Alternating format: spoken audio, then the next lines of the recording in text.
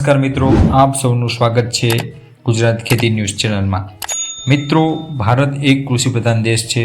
આપણા દેશના અંદાજે 9 થી 15 કરોડ જેટલા ખેડૂતો છે, જેઓ દેશની અર્થવ્યવસ્થાનો આધાર છે। છતાં પણ ઘણા ખેડૂતો આજે પણ આર્થિક મુશ્કેલીઓનો સામનો કરી રહ્યા છે। આ સમસ્યાને દૂર કરવા માટે ભારત સરકારે ખેડૂતના હિતમાં અનેક મહત્વપૂર્ણ યોજનાઓની શરૂઆત કરી છે। આજના આ વિડીયોમાં આપણે વાત કરવા જઈ રહ્યા છીએ ખેડૂતો માટે સરકાર દ્વારા ચલાવવામાં આવતી 5 મોટી યોજનાઓ વિશે, જેમાં પેન્શનથી લઈને પાક વીમા સુધારાની તમામ સુવિધાઓ સામેલ છે। ચાલો આપણે એક પછી એક સંપૂર્ણ માહિતી સમજીએ। સૌપ્રથમ યોજનાની વાત કરીએ તો પ્રધાનમંત્રી કિસાન માન ધન યોજના। પ્રધાનમંત્રી કિસાન માન ધન યોજનાની શરૂઆત 12 ડિસેમ્બર 2019ના રોજ કરવામાં આવી હતી। આ યોજનાના ખેડૂતોને વૃદ્ધાવસ્થામાં આર્થિક સુરક્ષા આપવા તથા તેને પેન્શનના સ્વરૂપમાં મળી રહે તે રીતની આ યોજના છે। આ યોજના અંતર્ગત ખેડૂતને 60 વર્ષની ઉંમર પૂર્ણ થયા બાદ દર મહિને ₹3000નું પેન્શન આપવામાં આવે છે। ખાસ વાત એ છે કે ખેડૂત જેટલી રકમ જમા કરે છે એટલી જ રકમ સરકાર પણ સામે જમા કરે છે। આ યોજના ખેડૂતને સ્વાભિમાન સાથે જીવન જીવવામાં મદદ કરે છે। બીજી મહત્વપૂર્ણ યોજનાની વાત કરીએ મિત્રો તો પ્રધાનમંત્રી કિસાન સન્માન નિધિ યોજના આવે છે। પ્રધાનમંત્રી કિસાન સન્માન નિધિ યોજના કેન્દ્ર સરકાર દ્વારા ચલાવવામાં આવતી સીધી આર્થિક સહાય યોજના છે। આ યોજના વિશે મોટાભાગના ખેડૂતોને ખ્યાલ હશે, છતાં પણ આપણે એની ઉપર એક નજર કરીએ। આ યોજના હેઠળ ખેડૂતોને ખેતી માટે જરૂરી બીજ, ખાતર અને અન્ય સામગ્રી ખરીદવા માટે મદદરૂપ થાય છે। આ યોજના અંતર્ગત દરેક પાત્રતા ધરાવતા ખેડૂત પરિવારને વર્ષમાં કુલ ₹6000 આપવામાં આવે છે। આ રકમ ₹2000ના 3 હપ્તામાં આપવામાં આવે છે। સૌથી મહત્વની બાબત એ છે કે આ રકમ ડાયરેક્ટ ખેડૂતના બેંક ખાતામાં જમા થાય છે। તો તમારે આ 21મો હપ્તો આવ્યો છે કે નહીં તે કોમેન્ટ બોક્સમાં જરૂરથી જણાવજો, અને શું જમા થયો છે કે નથી થયો તે કઈ રીતે ચેક કરવું, જો એ અંગેની માહિતી ન હોય તો આપણે ટૂંક જ સમયમાં એની પર પણ એક વિડીયો બનાવવા જઈ રહ્યા છીએ।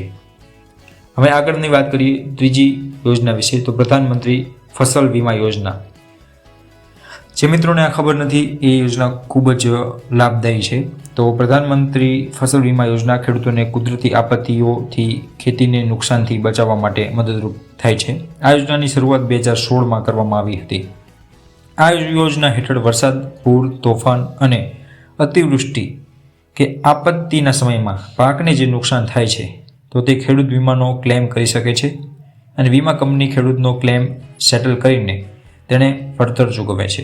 આ યોજનાનો મુખ્ય ઉદ્દેશ ખેડૂતોને આર્થિક સંકટથી બચાવવાનો છે। ત્યાર પછીની યોજનાની વાત કરીએ તો પ્રધાનમંત્રી કૃષિ સિંચાઈ યોજના। પ્રધાનમંત્રી કૃષિ સિંચાઈ યોજનાનો મુખ્ય ઉદ્દેશ છે દરેક ખેડૂતને પૂરતું પાણી મળી રહે। આ યોજના હેઠળ સરકાર ઈચ્છે છે કે ખેડૂત માત્ર વરસાદ પર નિર્ભર ન રહે। આ યોજના અંતર્ગત ખેતરો સુધી પાણી પહોંચાડવા માટે પાઇપલાઇન નેટવર્ક્સ, જળ સ્ત્રોતનો વિકાસ અને આધુનિક સિંચાઈ સાધનોનો ઉપલબ્ધ કરાવવાનો છે। આ યોજનાના ખેડૂતોની ઉત્પાદન ક્ષમતામાં વધારો થાય છે તથા તે મહત્વની ભૂમિકા પણ ભજવે છે, કેમ કે જો પાણી પૂરતા પ્રમાણમાં હશે, એનો સ્ત્રોત એની પાસે હશે તો વધારે પ્રમાણમાં પાકનું ઉત્પાદન લઈ શકશે અને ખેડૂત વધારે સમૃદ્ધ બનશે। ત્યાર પછીની છેલ્લી યોજનાની વાત કરીએ તો કિસાન ક્રેડિટ કાર્ડ યોજના। કિસાન ક્રેડિટ કાર્ડ યોજના ભારત સરકાર દ્વારા 1998માં શરૂ કરવામાં આવી હતી। આ યોજનાનો મુખ્ય ઉદ્દેશ ખેડૂતને સમયસર અને ઓછા વ્યાજે લોન સુવિધા પૂરી પાડવાનો છે। આ યોજના હેઠળ ખેડૂત ખેતી, પશુપાલન, મત્સ્યપાલન અને અન્ય સંલગ્ન પ્રવૃત્તિઓ માટે લોન લઈ શકે છે। 2025ના બજેટમાં કેન્દ્ર નાણામંત્રી નિર્મલા સીતારામન દ્વારા કિસાન ક્રેડિટ કાર્ડની લોન મર્યાદા 3 લાખથી વધારીને ₹5 લાખ કરવામાં આવી છે।